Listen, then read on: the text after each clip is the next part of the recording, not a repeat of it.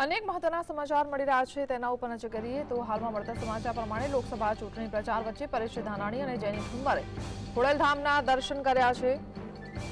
તો પરેશ ધાનાણી સાથે નરેશ પટેલની બંધ બારણે બેઠક યોજાઈ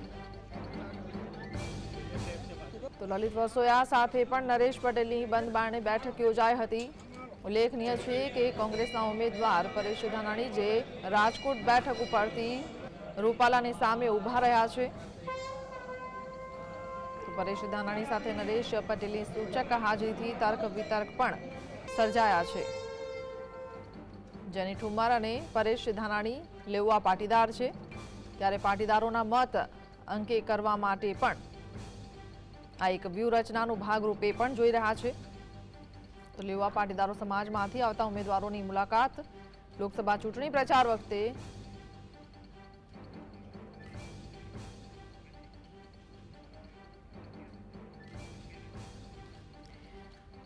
તો અમે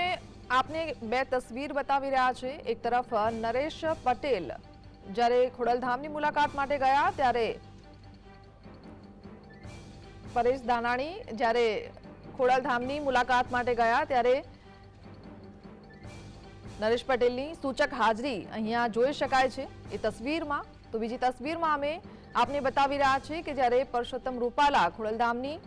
મુલાકાત માટે ગયા હતા ત્યારે નરેશ પટેલની ગેરહાજરી જોવા મળી હતી